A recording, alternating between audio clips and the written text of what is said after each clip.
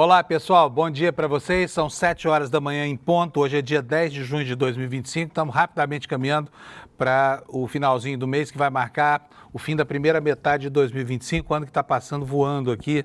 E a gente vendo as coisas acontecer nessa velocidade estonteante, assim, mal dá tempo de assimilar uma coisa e de repente já aconteceu outra, né? E o mundo está em polvorosa. Nós tivemos ontem aqui no Brasil um dia extremamente movimentado pelos depoimentos dos réus do núcleo 1, o núcleo primordial, o núcleo essencial da trama golpista, onde estão lá abrigados aqueles que tentavam coordenar essa empreitada para dilapidar a democracia brasileira, né? Por sorte, essa gente se acovardou, não teve competência, não conseguiu mobilizar o que pretendia de efetivos militares e aí ficamos livres do golpe. E agora aparecem as consequências aí. Ontem os réus se sentaram diante do ministro Alexandre de Moraes, ficaram lá o dia inteiro ouvindo dois depoimentos, né? O primeiro deles do delator, do tenente-coronel Mauro Cid, e o segundo do deputado que chefiou a ABIN, o Ramagem, né? E os depoimentos acabaram complicando mais ainda a vida do Bolsonaro, que lá pelo meio deu uma declaração de que não tem nenhum motivo para me prender, essa coisa toda, mas não é o que parece, porque as provas vão se avolumando contra ele, né? E nós vamos hoje repassar aqui tudo o que aconteceu. Lá fora tem dois fatos notáveis. O primeiro deles diz respeito à apreensão pelo Estado de Israel, uma apreensão autocrática, mais uma, né? Daquele iate em que estavam lá a Greta Thunberg e mais um militante brasileiro, tentando levar uma ajuda simbólica ao povo de Gaza, pois a guarda costeira de Israel, com toda a brutalidade que lhe é peculiar, abordou esse iate, apreendeu os passageiros e agora recebemos a notícia durante a noite de que eles estão sendo deportados de Israel, estão sendo expulsos de Israel, que considerou que aquilo era um iate só para tirar selfies, né? O Estado de Israel que tem desprezado toda a iniciativa do mundo de tentar fazer com que a ofensiva genocida do Estado de Israel em Gaza seja contida, né? A segunda questão é lá nos Estados Unidos, porque o país, gente, é impressionante ver a decadência de uma democracia vigorosa de mais de 200 anos como a americana, que chega a um ponto agora de um estresse tamanho em que a sociedade americana está seriamente preocupada com guerra civil. Veja só o que pode estar acontecendo lá. E, como a gente sabe, desde sexta-feira passada, Los Angeles foi tomada por protestos contra a política segregacionista, contra imigrantes do Trump, e a população parece disposta efetivamente a defender a sua cidade. Enquanto isso, Trump faz bravatas, dizendo que vai mandar prender o governador da Califórnia, já mobilizou a Guarda Nacional e, durante a madrugada, enviou mais 700 marines para Los Angeles e está aí preparada a cena para ocorrência de um banho de sangue, porque os marines são treinados para a guerra. Imagina o que é colocar militares do Exército ou da Marinha aqui no Brasil, né, com a formação que tem, para proteger policiais que estão indo prender imigrantes, né? De qualquer forma, está lá o Trump bancando, trucando aí em cima das contestações que vem recebendo da opinião pública americana, enquanto vê derreter o prestígio que havia amealhado e que o transformou de novo em presidente da República. Então, são esses os assuntos sobre os quais a gente vai trabalhar hoje, muito em cima dos depoimentos dos réus lá do Núcleo 1, e eu espero que você, com isso, tenha um bom dia. Ao final desta hora, você se encontre muito bem informado, tá bom? Deixa eu chamar meu querido companheiro Alex aqui. Bom dia, Alex, tudo bem? Bom dia, Panuso. Bom dia, chat. Como vocês estão, Panuso? Estamos bem, Alex. Estamos muito bem. Perfeito. E você? Tô hoje ótimo temos nesse seleção friozinho. brasileira, né, Alex? Não, o jogo vai ser hoje, 9h35, contra o Paraguai, Panuso. É a seleção brasileira, né? Isso. Ancelotti. Vamos ver o que o italiano pode fazer por nós. Agora, você sabe o que eu acho engraçado, Alex? Porque quando a gente vê assim, e o jornalismo esportivo é uma seara. Olha, eu não entendo nada de esporte, tá? Eu dizendo isso aqui porque eu nem quero me arrogar aí como portador de opiniões sobre uma seara que eu não domino. Sim. Mas o pessoal está falando que o Ancelotti trouxe equilíbrio à seleção. Eu queria entender por quê. Porque o jogo que ele coordenou foi uma tragédia, né? Sim. Por que as pessoas estão tão confiantes no Ancelotti? Ou é por falta de ter por quem torcer, hein, Alex? Então, é porque ele é um técnico vitorioso lá na Europa, tem diversos títulos, treinou diversos clubes com renome. Eu acho que é por isso que tá essa esperança para a população brasileira, os torcedores também. Lembrando que hoje é a estreia dele em solo brasileiro contra o Paraguai. A expectativa é de uma vitória, porém vamos aguardar e vitória ver de o que quem? vai Do acontecer. Brasil ou do Paraguai? Do Brasil, para não Tá bom. E essa expectativa é baseada em quê, Alex? Porque não me parece que seja uma expectativa muito realista, né? Sim. É porque a seleção paraguaia não é muito...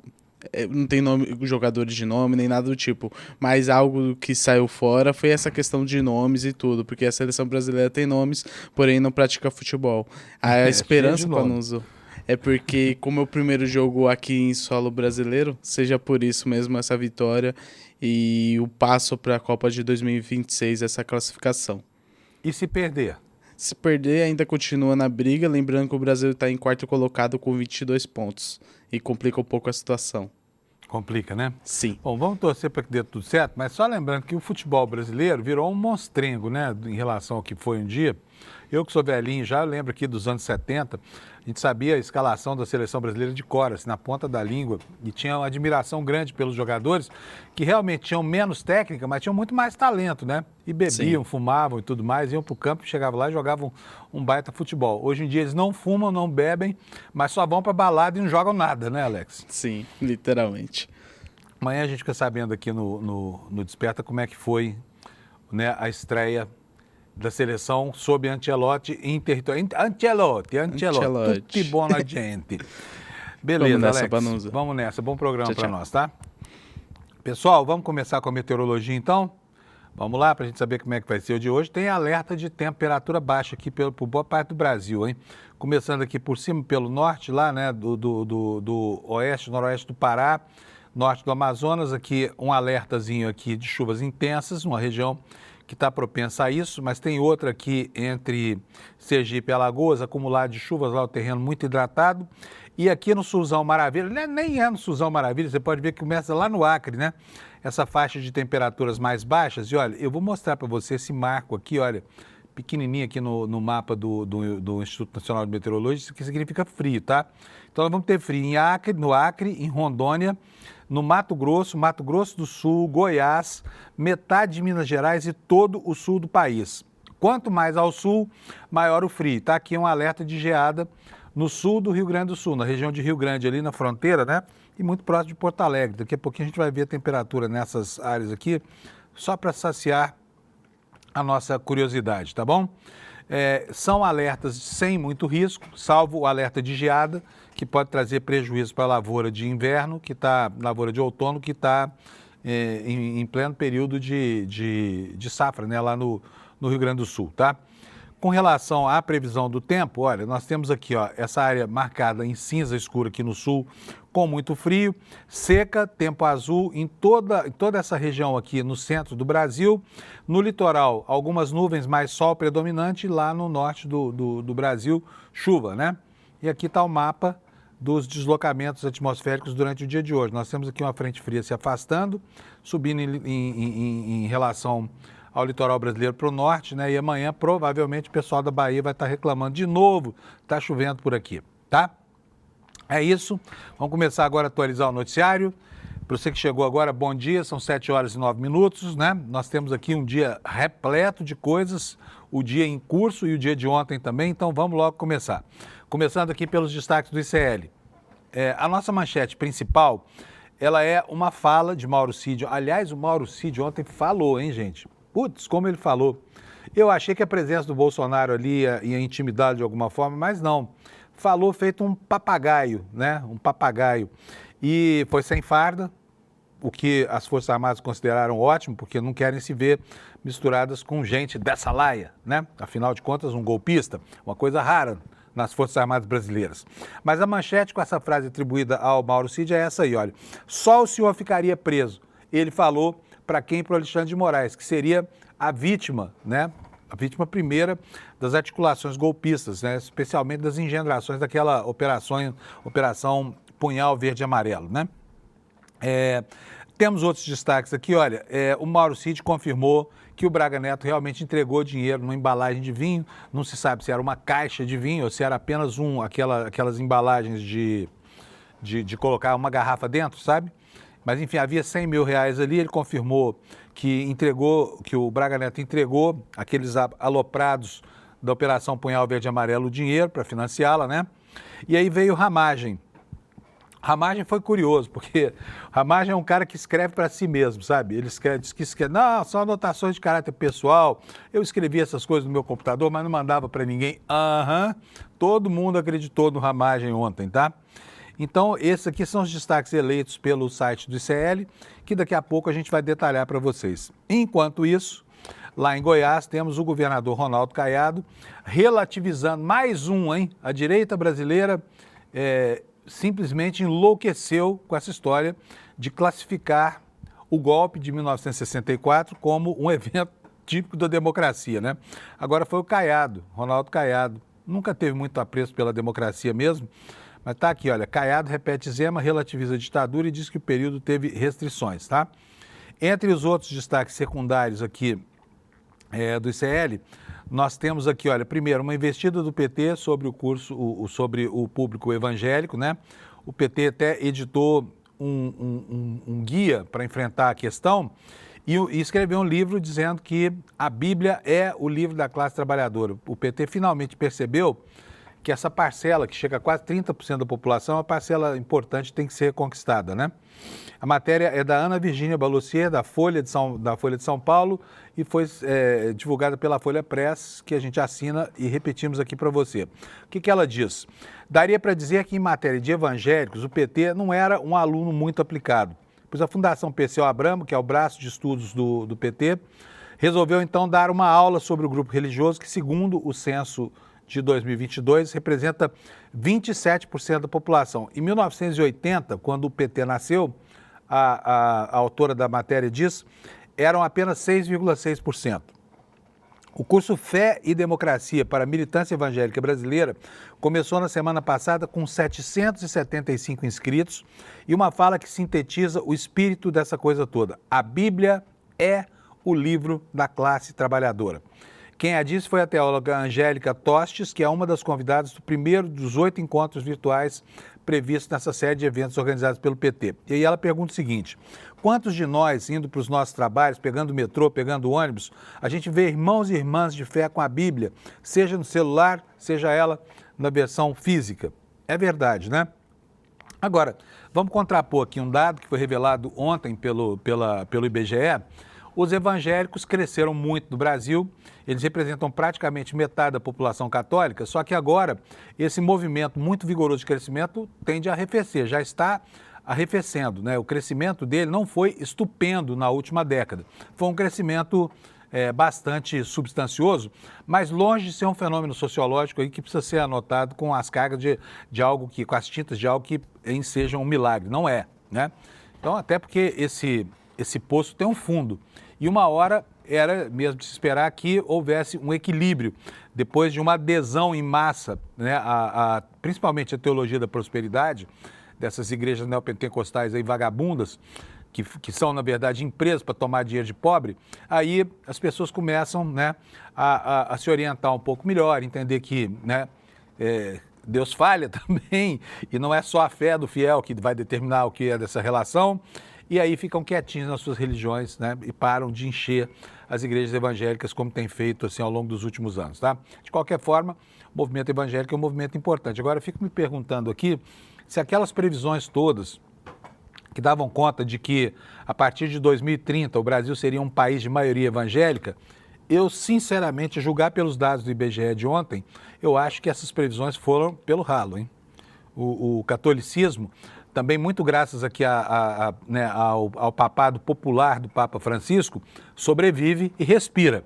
Não é algo natimorto como instituição, não é um valor que a sociedade brasileira tenha deixado de lado, de maneira nenhuma, ele continua sobrevivendo.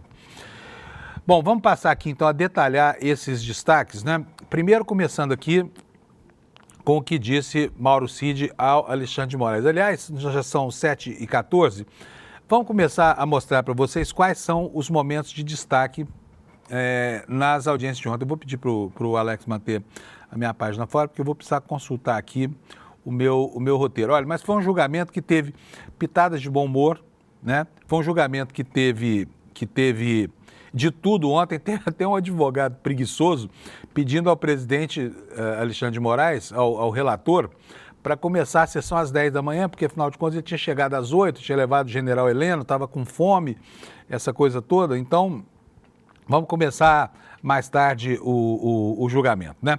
Mas vamos começar ouvindo aqui, o Alex vai colocar para a gente, o que o Mauro Cid falou sobre o papel que ele mesmo desempenhava nessa articulação toda. É óbvio que, a despeito de ter feito aí uma delação muito severa, né, uma delação muito séria, que vai comprometer seriamente tanto Braga Neto quanto Bolsonaro, ele definiu o papel dele e disse, para começar, que ele era uma espécie de para-raio dos desabafos lá, ele com o celular dele. Todo mundo procurava ele para saber o que se passava lá na cozinha do Palácio do Planalto, onde se tramava o golpe do Bolsonaro. Vamos começar então por essa parte, Alex? Roda para nós, por favor, o VT.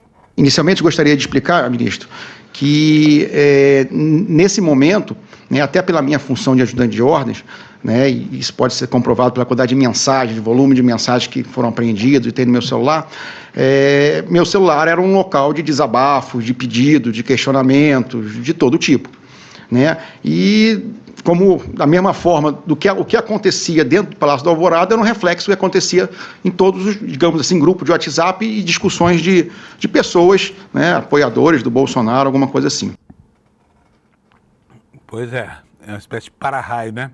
Todo golpista ligava para ele para saber como é que estava a situação lá nesse depoimento, né? Vamos continuar aqui com outros trechinhos desse depoimento. Um dos fatos mais importantes a serem esclarecidos durante esse julgamento será o financiamento daquele grupo de doidivanas, de malucos, né? De aloprados, que se auto-intitulou Operação Punhal Verde e Amarelo, que tinha como objetivo monitorar autoridades em primeiro lugar, depois sequestrar autoridades, caso do ministro Alexandre de Moraes, e até a eliminação física por envenenamento ou com o uso de armas letais, como a gente viu ao longo desse processo. E como é que esse grupo se financiava? Mauro Cid ontem, diante, né, de Bolsonaro e diante de Braga Neto, que é mais importante ainda, confirmou em juízo para o Alexandre de Moraes que sim, o candidato a vice-presidente na chapa do Bolsonaro, Braga Neto, 2 vezes ministro desse governo, sim, deu dinheiro para financiar essa Operação Punhal Verde e Amarelo numa embalagem de vinho, que é o que nós vamos ver agora. O senhor que passou esse dinheiro? Eu passei, sim, senhor. Eu recebi do general Braga Neto. O senhor recebeu esse dinheiro do general Braga Neto? Sim, senhor, no Palácio da Alvorada. Ele estava onde, esse dinheiro? Ele, não sei. Guardado? Não, guardado onde? Quando o senhor recebeu uma sacola? Estava acho uma caixa de vinho, assim, um botelhazinho assim. Né? E aí eu depois, acho que no mesmo dia, eu passei para o Major de Oliveira. Bom, olha, outra coisa, o grupo não era um grupo monolítico, tá? Porque havia muita gente que era a ala mais radical do golpe, que ficava o tempo todo pressionando Bolsonaro e Companhia Limitada, os comandantes militares, para que aderissem logo ao golpe, para que pudesse ser deflagrada a operação que visava fazer com que o Bolsonaro permanecesse no poder, né, e a posse de Lula virasse uma miragem lá no final das contas, né? Mas ele, Mauro Cid, contou que ele também muitas vezes era pressionado por esses grupos, que é o que a gente vai ver agora. Por favor, Alex. E aí ele falou, não, estou precisando de dinheiro, estou precisando de recurso para alguma coisa. Quem disse isso? O Major de Oliveira. Precisando de dinheiro e recurso. Isso. Até inicialmente eu brinquei com ele, 100 mil, até conhecendo ele, era bem, um amigo bem chistoso, assim, né, bem brincalhão. E aí eu vi, não, que realmente eles queriam trazer, parecia que queriam trazer pessoas do Rio de Janeiro, né, alguma coisa assim. Bom, amigo chistoso, né? Imagina. Mas quem financiou? Quem foi que pagou essa conta? Quem é que estava por trás disso? Esse é o grande X de uma questão que permanece em aberto. Aliás, esse julgamento tem muitas coisas que permanecem em aberto. Por exemplo, uma delas, né, é a ausência do presidente do PL, o Valdemar da Costa Neto, no banco dos réus, porque ele teve uma participação absolutamente importante e se livrou misteriosamente. Não entendo por que Braga Neto não está ali sentado ao lado de Bolsonaro, general Heleno, porque a responsabilidade dele é gigante. Né? Foi o PL, o partido dele, quem patrocinou aquela patuscada toda daquele memorial da fraude, né? Que indicou que urnas mais velhas contavam mais votos para o Lula do que... Foi uma patuscada doida. Mas com relação especificamente a essa operação de financiar o Punhal Verde e Amarelo, quem foi que financiou? Quem foi que financiou? E a resposta, mais uma vez, foi genérica, foi o agronegócio. Vamos ver. O senhor sabe de onde veio esse dinheiro? Não, senhor. Oh. Provavelmente, pelo que a gente sentia ali, até das manifestações, era o pessoal do agronegócio que estava, de alguma forma, ajudando a manter ali as manifestações na frente dos quartéis, né? Então, na minha concepção, naquele primeiro momento, essa foi a minha ideia principal. Agora eu vou pedir para o Alex pular o próximo, para a gente ir para o quinto VT, o sexto VT aqui na nossa relação, CID reverter resultados das eleições, porque ficou muito claro que a intenção desse grupo era melar o resultado das urnas, né? Vamos ver como é que se expressou aí o tenente-coronel Mauro Cid em relação a esse aspecto da empreitada golpista. Roda, Alex, por favor. Em termos de datas, não me lembro bem como foi, mas me parece que foi umas 2, no máximo 3 reuniões, talvez 2, em que foi levado esse documento ao presidente. O documento consistia basicamente de 2 partes, né? A primeira parte eram os considerandos, né? Eram 10, 11, 12 páginas, né? Muito robusto. Nesses considerandos, eles listavam basicamente as possíveis interferências, intervenções do STF e do TSE no governo Bolsonaro e nas próprias eleições. E no segunda parte entrava numa área mais jurídica, né, de estado de defesa, estado de sítio, prisão de autoridades e decretação de um conselho eleitoral, alguma coisa assim para refazer as eleições ou algo parecido. Esse documento, o senhor disse que previa a decretação de prisão de determinadas autoridades. Quais seriam essas autoridades? Ministro, basicamente, vários ministros do STF, o presidente do Senado, acho que o presidente da Câmara não, mas eram de várias autoridades, assim, tanto do STF como do Legislativo. Pois é, preso só o Xandão, né? O restante todo constrangido, né? Que é o que disse aí o tenente-coronel Mauro Cid. Gente, que história isso, fala sério, hein? Talvez, eu já disse isso aqui algumas vezes, mas vou repetir. Quando a gente vê os depoimentos dessa turma toda, a gente entende que talvez tenha sido a tentativa de golpe de Estado com a maior e mais eficiente documentação, né, entre todos os golpes de Estado da história do planeta, porque não é possível que assim, diante de tantas provas e tantas evidências, que não se consiga chegar exatamente à responsabilidade que cada um teve em relação à articulação desse esquema golpista, né? Bom, vamos continuar aqui. Vamos ver aqui com relação ao tratamento dispensado ao ministro Alexandre de Moraes, como é que essa turma tratava. Roda para nós o próximo, Alex, por favor. Conversado algo sobre o meu nome nessa reunião? Sim, senhor. O senhor foi... O quê? O senhor foi muito criticado. Só? O senhor tem que falar a verdade. Sim, senhor. Ministro... Eu estou acostumado. Já, sim, senhor. E só uma coisa que depois é que a Polícia Federal não está aqui, porque há uma contradição no depoimento. Falou que era conversa de bar, com guaraná e salgadinho. Então não era conversa de bar. Mas o que mais falava sobre mim? É a pergunta do doutor advogado, por favor. Ministro, as pessoas criticavam muito o senhor. As mesmas críticas que o senhor recebe, os mesmos xingamentos, de certa forma, passaram por ali. Não vou dizer que não houve, porque houve, né? Até porque era uma conversa mais... Era uma conversa de bar. Uma conversa de bar. Tanto que... Houve alguma ideia em relação ao centro de gravidade? Não, sim, ministro, nada não, temos que acabar com ele, isso nunca existiu, vamos planejar alguma coisa, isso nunca existiu. Tinha, assim, xingamentos, esse cara desgraçado, coisas que o senhor já ouviu bastante aí, né? Inclusive fotos, figurinha, aquelas memes, essas coisas. Por isso que eu digo para o senhor que teve essa grau de informalidade. Pois é, contando a história assim, parece que foi só mesmo, né, um grupo de moleques numa conversa de bar, conspirando de brincadeira, não tinha a menor intenção de fazer nada, apesar de haver o dinheiro, apesar de haver as armas, apesar de haver a mobilização e tudo mais. E também houve muitas bravatas, como nós vamos ver agora nesse próximo VT. Alô, Alex? Em várias partes do depoimento, o senhor fala em bravatas. O que o senhor quer dizer com bravatas? Era alguém que ficava reclamando no WhatsApp, falava que fazia tudo e não fazia nada. Então, isso que eu falo de bravata. Só que a maioria das pessoas que vinham falar com a gente eram ou muito bravateiros, digamos assim, distinguir o que seria real e o que seria bravata de conversa de grupo de WhatsApp. Bravata e bravata. Bravateiros. Muita bravata, né? No final das contas, hoje, olhando para trás, parece que era só bravata, mas não era, né? Lembre-se do que aconteceu no dia 12 de dezembro, lembre-se do atentado terrorista contra um caminhão carregado de combustível próximo ao aeroporto de Brasília, lembre-se da invasão ao prédio da Polícia Federal no dia da diplomação, lembre-se aqui de todas as articulações para mobilizar os kids pretos e mantê-los em posições ofensivas, né? Prontos para deflagrar aí uma operação que só não foi deflagrada porque faltou coragem mesmo ao esquema golpista. Então, não é bravata e não é só brincadeira. Não é só brincadeira. Mas, como eu disse lá para trás, tinha entre esse grupo aqueles mais civilizados, né? Caso, por exemplo, dos comandantes do Exército e da Aeronáutica, que tinham os mais radicais. E segundo o Mauro Cid, o mais radical de todos era justamente quem? O general Mário Fernandes. Ele também confirmou que o general Mário Fernandes compunha o que ele chamava de ala mais radical, né?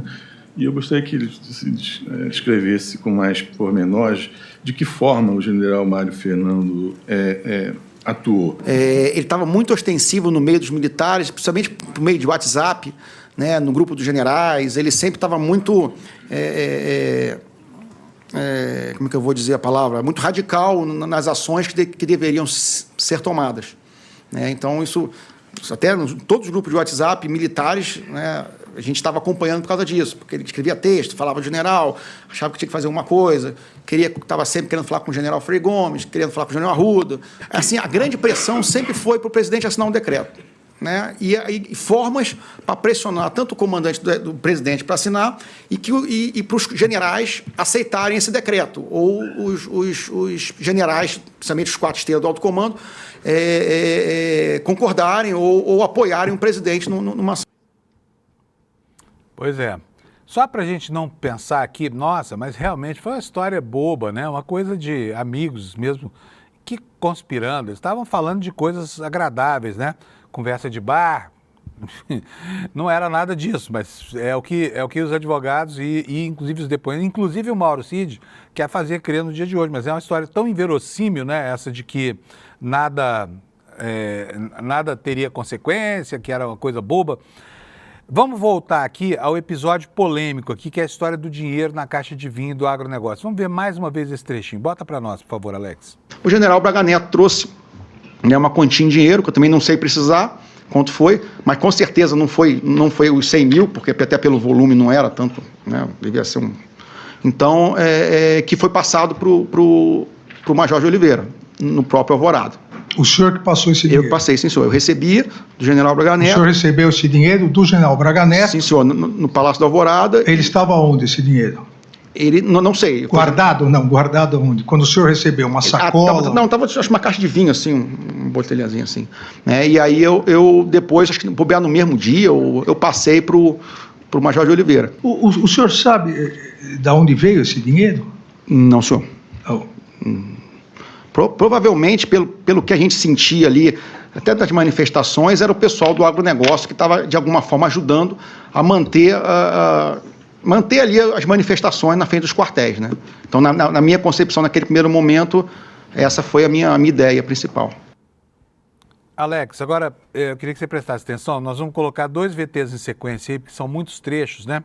O primeiro é o VT Clamor Popular Sem Fraude e o segundo, VT Braga Neto, Dinheiro e Caos Social, tá? Então vamos logo começar aí pelo primeiro, porque é o seguinte, a participação de Bolsonaro na mobilização, ontem o Mauro Cid tentou mitigar, né, a importância dele, dizendo que Bolsonaro não falava diretamente com as lideranças dos acampados, mas o Bolsonaro sabia muito bem qual era o objetivo e por isso houve, né, um esforço para manter os patriotários na frente dos quartéis brasileiros. Roda para nós os 2 VTs, por favor, Alex. O senhor também aqui afirma que o ex-presidente Jair Bolsonaro não queria que o pessoal saísse das ruas.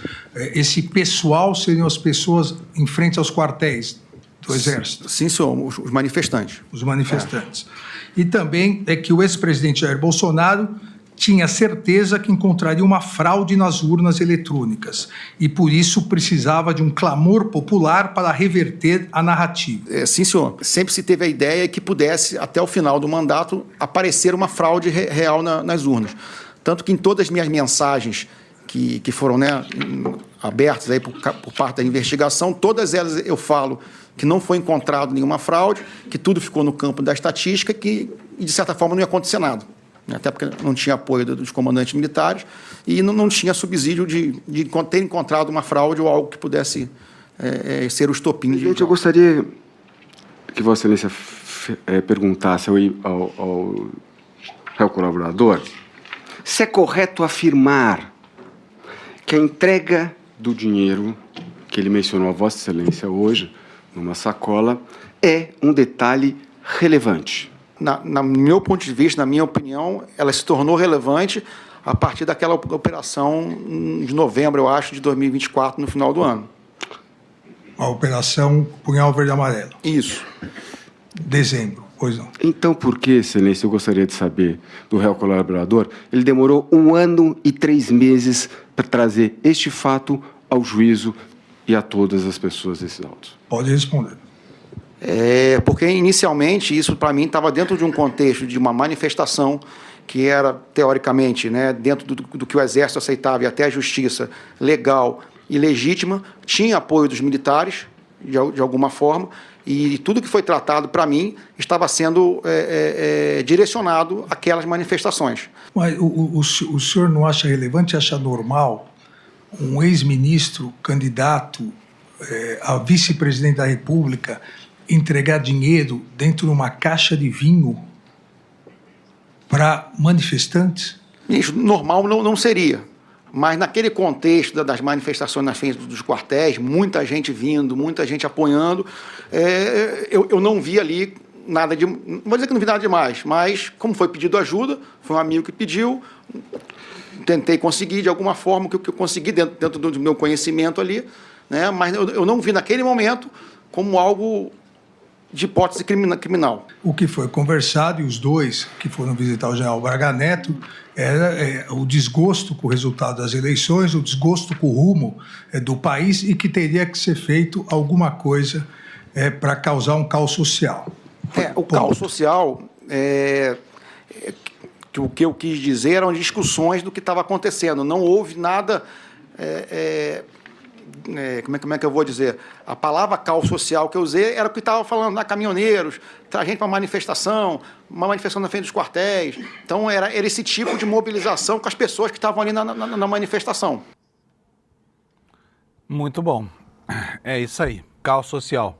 É o que se pretendia. Caos social, a intervenção, uma GLO, a prisão dos ministros do Supremo, e Bolsonaro teria se transformado num ditador clássico. Felizmente não aconteceu, porque, eu repito, faltou, primeiro, competência, segundo, faltou hombridade, que é algo escasso no reino do bolsonarismo, né? E, portanto, o projeto de gerar caos social até que funcionou, né? E algumas vezes ele desafiou as autoridades brasileiras. Foi o que aconteceu no dia 12 de dezembro e foi o que aconteceu depois no dia 8 de janeiro, quase um mês depois. Outro ponto fulcral, outro ponto importante dessa história toda é a redação da tal minuta golpista que foi encontrada na casa do Anderson Torres. Parecia um papelucho, depois ela foi ganhando importância até que se transformou mesmo em um elemento central dessas investigações. Por quê? Naquele documento que foi visto, revisto, alterado, enxugado, estavam cristalizadas as intenções dos golpistas, né? E as coisas que circundavam ao redor desse documento, que seriam providências tomadas no sentido de se efetivar o golpe. Por exemplo, né, o instrumento escolhido, se estado de defesa, estado de sítio, se uma simples GLO, estava tudo gravitando em torno do ordenamento jurídico proposto por essa minuta do golpe, né, que ficou conhecido como minuta do golpe. E Bolsonaro, qual foi a relação de Bolsonaro com essa minuta? Será que ele viu o documento, que ele leu? O Bolsonaro já negou até a existência disso, depois passou a admitir dizendo que estava tudo dentro das 4 linhas da Constituição. Vamos ver agora o que foi que o Mauro Cid falou sobre a relação de Bolsonaro com essa minuta, na qual ele efetivamente trabalhou, segundo o Mauro Cid. O ex-presidente Jair Bolsonaro recebeu e leu esse documento? Sim, senhor. Recebeu e leu. Ele fez algumas alterações no documento? Sim, senhor. Ele, de certa forma, enxugou o documento, né? Ele enxugou o documento, basicamente retirando as autoridades das prisões, né? Somente o senhor ficaria como preso. Eu não estava na sala no momento que foi feito as alterações. Depois, quando ele saiu, que ele sentou do meu lado ali, que é ali que eu tive que ouvir o documento. Ele estava quem, no papel. perdão? O Felipe Martins. Né, que aí já estava com as correções, ele estava com o computador para fazer essas alterações solicitadas pelo presidente. Aí a gente começa a entender exatamente que papel cabia aqui a cada uma dessas pessoas, né? E esse Felipe Martins é o demônio. Vocês podem ver que onde tem coisa errada, tá esse sujeito aí, vocês sabem, ele já declinou a sua convicção, né, segregacionista, foi aquele sujeito que fez o símbolo do White Power em plena audiência no Congresso, atrás do presidente do Congresso, se exibindo lá, né, como um sujeito mesmo, um sujeito exibicionista lá para o seu grupo de segregacionistas. Enfim, onde tinha alguma coisa errada, estava lá esse Felipe Martins. Quem é Felipe Martins? Não é nada, não é ninguém, é um ser qualquer aí que Bolsonaro tirou lá do seu reino de AIDS particular e transformou na alma penada a emular aí, né, o espírito do caos para que o Bolsonaro consolidasse a sua chegada ao poder. Agora, vamos passar para outros trechos aqui. Outro trecho muito importante, Operação Punhal Verde e Amarelo. Existiu mesmo? Não existiu? Qual era a pretensão? O que ia acontecer a partir da deflagração daquilo que estava consubstanciado também em documentos e que foi até financiado pelo Braga Neto? Vamos ver o que o Mauro Cid falou sobre a Operação Punhal Verde e Amarelo. O senhor tomou conhecimento do planejamento da ação, da Operação Punhal Verde e Amarelo? Não, senhor. Quando que o senhor ficou sabendo dela? Eu fiquei sabendo pela imprensa, no dia da prisão dos militares. Inclusive, meu nome nem constava naquele gabinete de crise que foi criado, né? O que seria criado. Então, o senhor não teve conhecimento em momento algum? Não, senhor. Pois é. Bom, gente, apesar da tensão que havia ali no ar, né, foi um depoimento com alguns momentos de descontração e que encontraram ali, apesar da presença de Bolsonaro, um Mauro Cid muito solícito, que é o que a gente vai ver agora, totalmente bem disposto com o Alexandre de Moraes. Olha, eu imagino, porque a sensação que eu tive a ver o Mauro Cid depondo ontem é de que ele estava aliviado de se livrar de espiar as culpas aí. Só que, curiosamente, no meio da sessão, no intervalozinho de 15 minutos que aconteceu lá, o Bolsonaro deu uma pequena declaração e uma repórter cobrou dele, falou, ô presidente, e aí? O senhor tratava o Mauro Cid como um filho. Ele falou, peraí, eu tratava o Mauro Cid como um filho porque ele é filho de um colega de turma, eu conheço ele desde pequeno. Mas o Bolsonaro não criticou o Mauro Cid. Na minha modesta opinião, isso implica que, apesar de tudo que foi dito, Mauro Cid talvez tenha mais se calado para não complicar Bolsonaro do que falado para se descomplicar, né? Vamos ver até que ponto ele foi solícito durante a audiência de ontem. Roda para nós, por favor, Alex. A maioria das pessoas que vinham falar com a gente eram ou muito bravateiros, digamos assim, né, ou querendo apoiar os acampamentos, né? E os acampamentos na frente dos quartéis, eles sempre tiveram inicialmente um apoio tácito do Exército e depois, com aquela nota que foi escrita, um apoio mais formal. Então, os militares se sentiram mais tranquilos e para estar ali, né, com os apoiadores na frente dos quartéis. Então, e a minha característica como ajudante de ordens, eu sempre me considerei muito solícito, né? Eu sempre estava muito pronto a tentar ajudar alguém que pedisse, ligasse, né? Pois é, solícito para com os golpistas, solícito perante o ministro, né? De costas aí para a pessoa que ele acabava de entregar, que curiosamente não ficou chateada nem aborrecida. Uma situação muito curiosa, né? Eu me lembro quando foi o julgamento do X9 do PT, que foi o Palocci, né? Como todas as vozes ficavam indignadas com a postura de dedo duro dele com relação ao Mauro Cid, esse militar que não suportou a tortura de ser interrogado por um policial federal, né, dentro do rito da lei e por um promotor de justiça. Esse cara era uma pessoa, digamos assim, muito pouco resistente, né? Imagina isso numa sessão de tortura, como a que essa turma defende arduamente até hoje para conseguir extrair declarações, né? Bom, gente, vamos aqui caminhando já para o final desse trecho. Uma coisa importante também é porque a responsabilidade por não ter acontecido o golpe, ela recai sobre os ombros do general, principalmente general Freire Gomes, que diz que o Exército não iria apoiar, e aí o Bolsonaro não teve, digamos assim, a força moral de, junto com a Marinha, tentar aplicar o golpe, apesar de todas as ameaças, que a baixa oficialidade estava a favor, 99% da tropa queriam o golpe, mas ele se borrou lá e não fez nada disso, né? E qual é o papel que coube ao Freire Gomes? É o que nós vamos ver nesse trechinho agora do depoimento do Mauro Cid.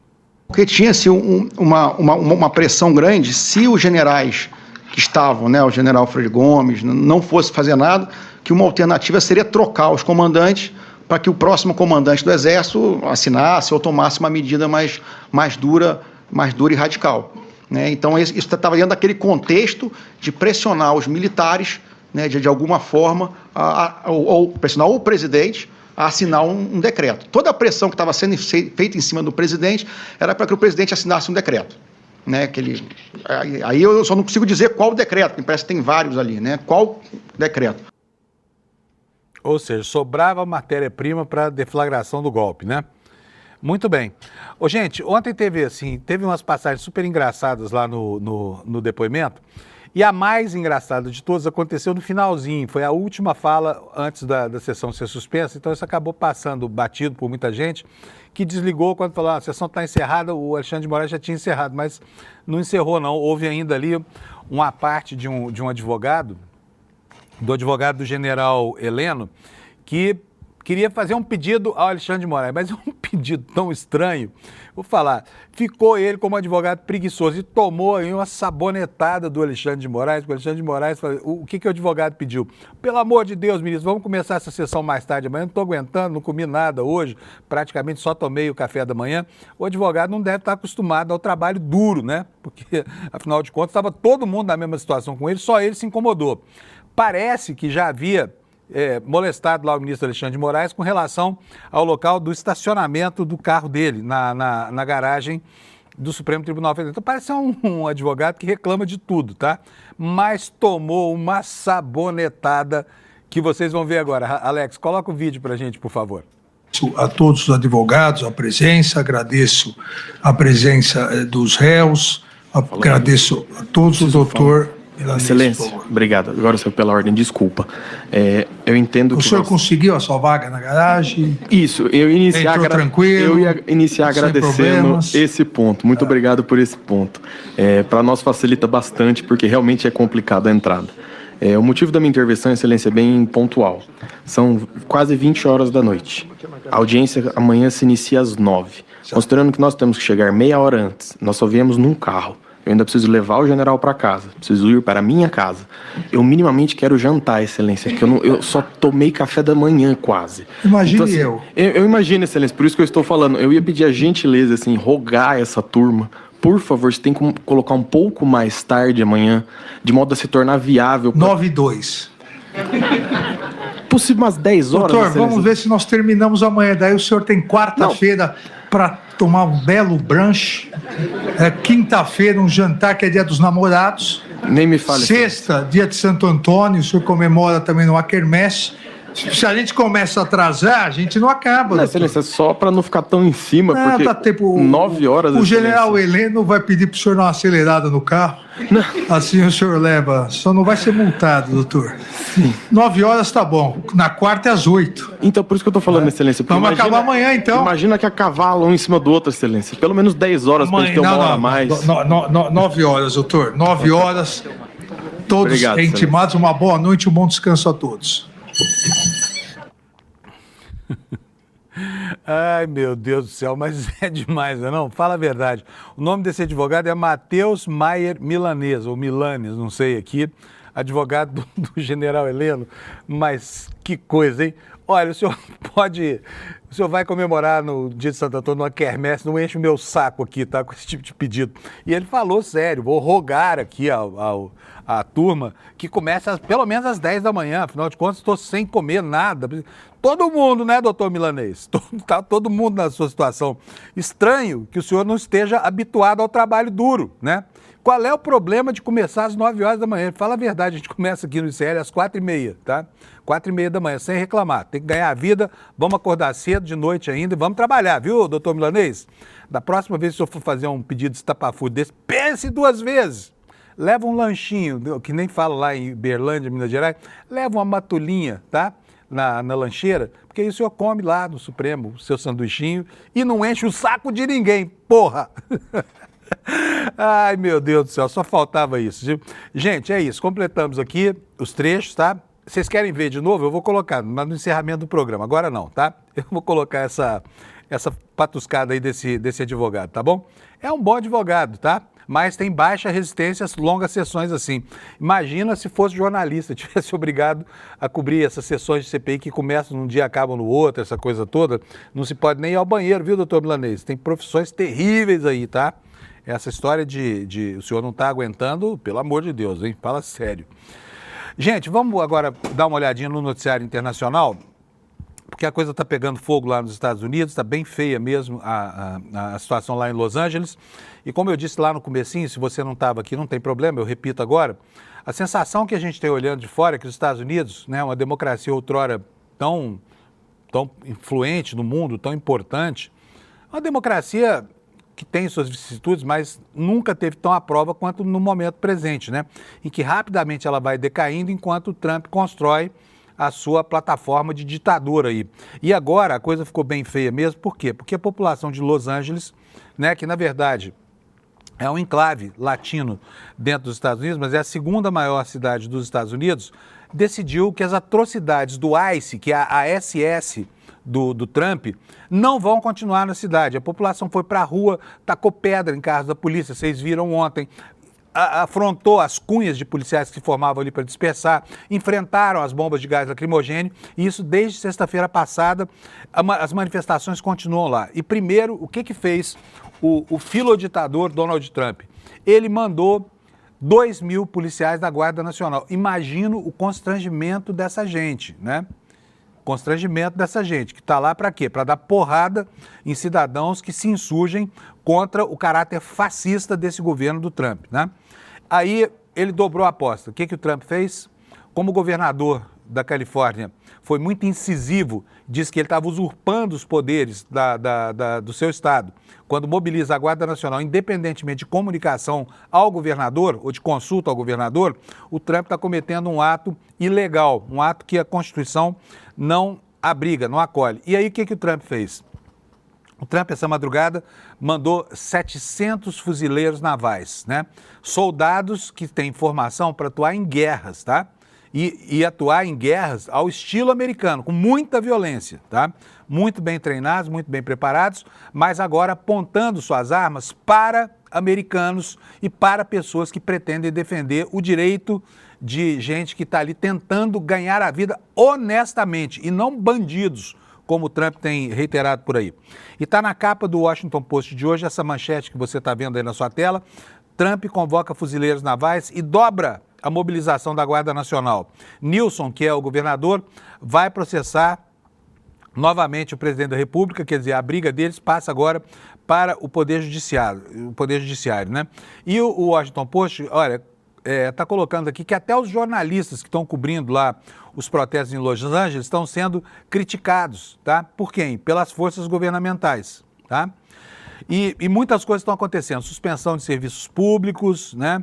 E, enfim, a coisa está ficando feia lá. E o que está no horizonte, hoje, concretamente, na cabeça dos cidadãos americanos inconformados com essa situação, é que essa fragilidade institucional pode sim suscitar até uma guerra civil nos Estados Unidos, que é uma aberração, é algo que ninguém previu nos últimos 100 anos, que de repente pudesse haver um motivo que dividisse tanto, né, a população americana, que aquele clima lá de 1860 voltasse a presidir o espírito dessas relações. Mas é o que está acontecendo lá com essa mobilização armada do Trump, talvez seja a senha dele para consolidar a sua ascensão ao poder, né, de maneira completamente sem freios, né? Completamente sem freios.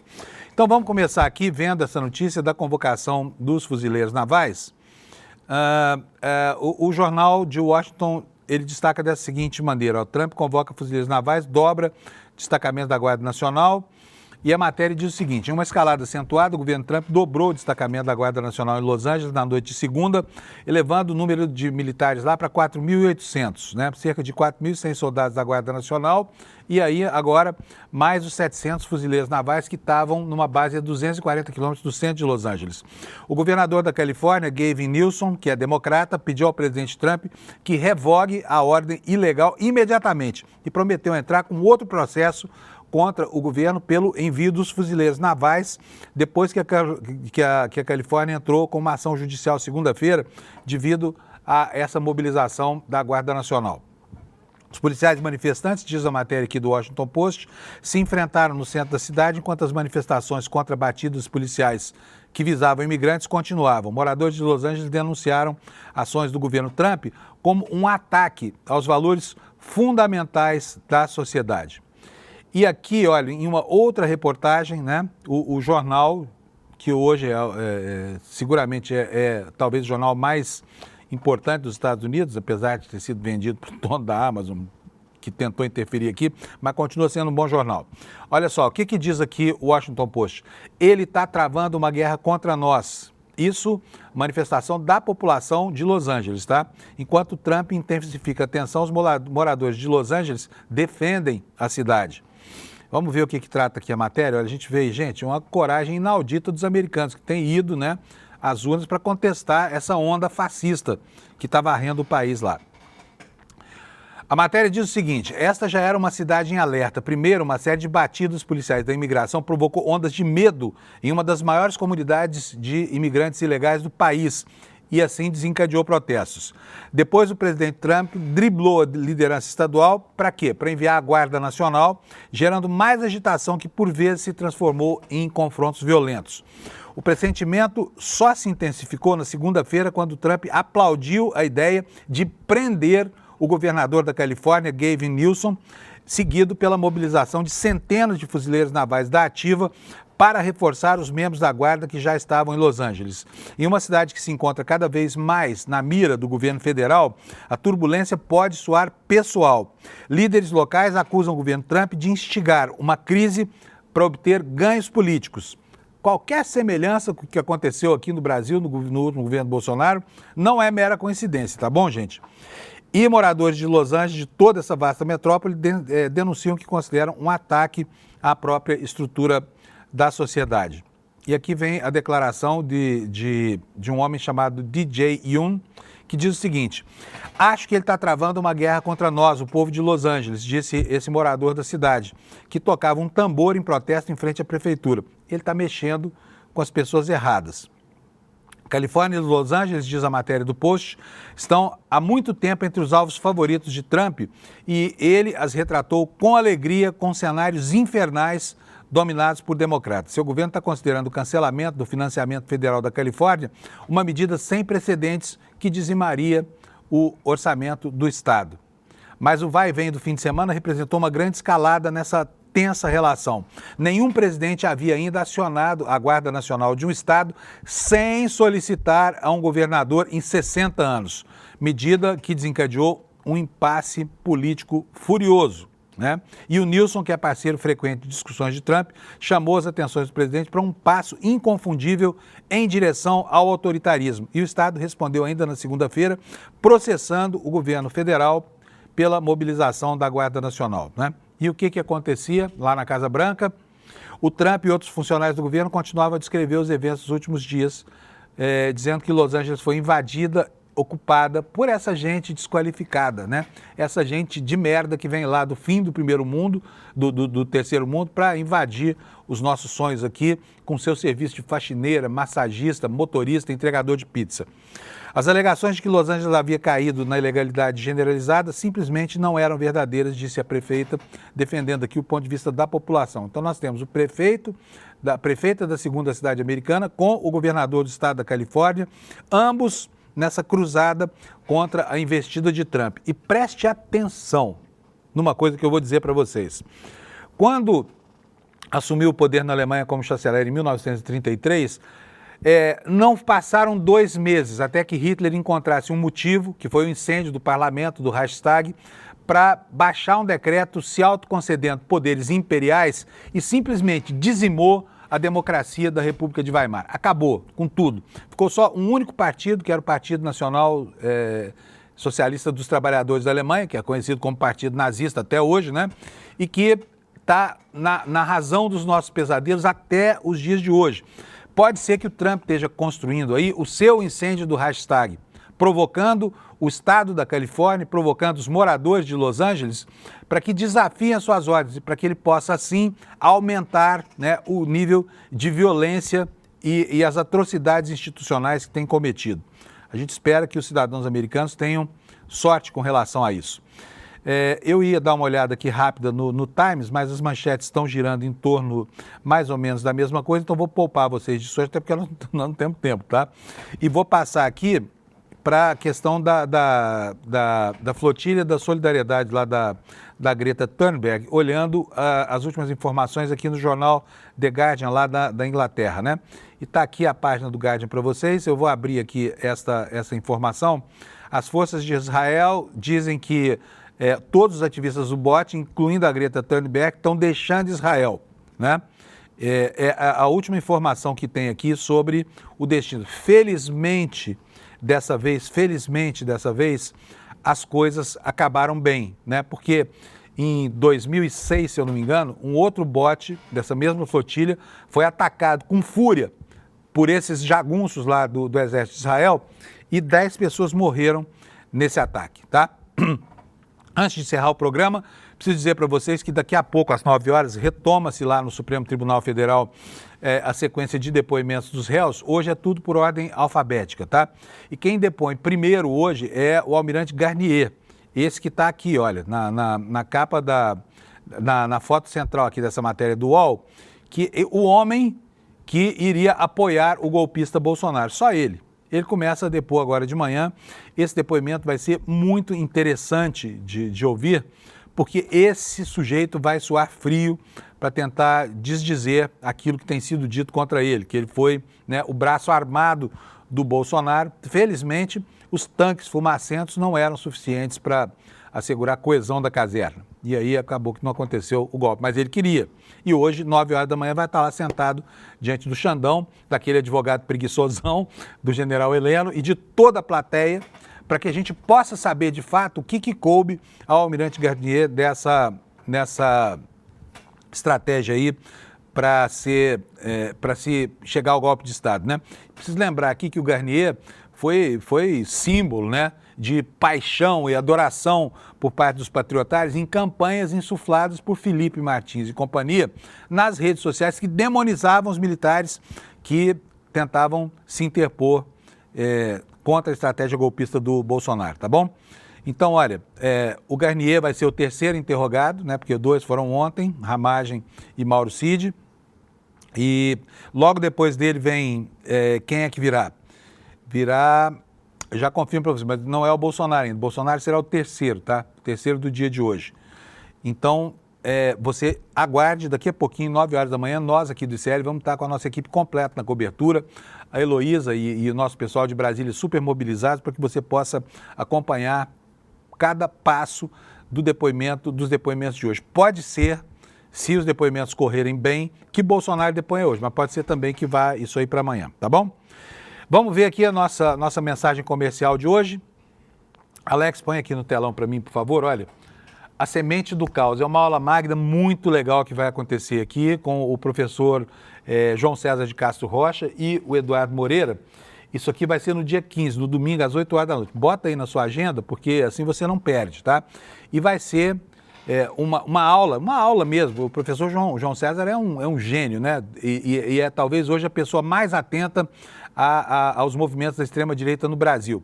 Então ele vai revelar aqui qual seria o plano secreto da extrema-direita para acabar com a nossa democracia e vai nos dizer como é que a gente pode sobreviver a essas investidas que não terminaram, que estão vivas e ativas por aí, tá bom? Então não perca, vem aqui, olha, no despertacl.com.br agorinha, deixa aqui o seu endereço de e-mail e a gente vai mandar o convite para você participar dessa aula magna com o professor João César e o Eduardo, tá bom?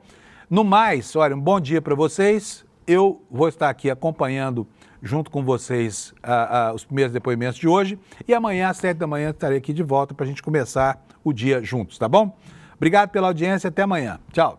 Olá, eu acabei de gravar uma aula aqui no ICL projetando um cenário. Se eu estiver certo, o plano da extrema-direita para o Brasil é que a ditadura principie em 2026, ainda que eles percam as eleições presidenciais. Eu convido vocês a assistirem essa conversa no dia 15 de junho, um domingo, às 20 horas.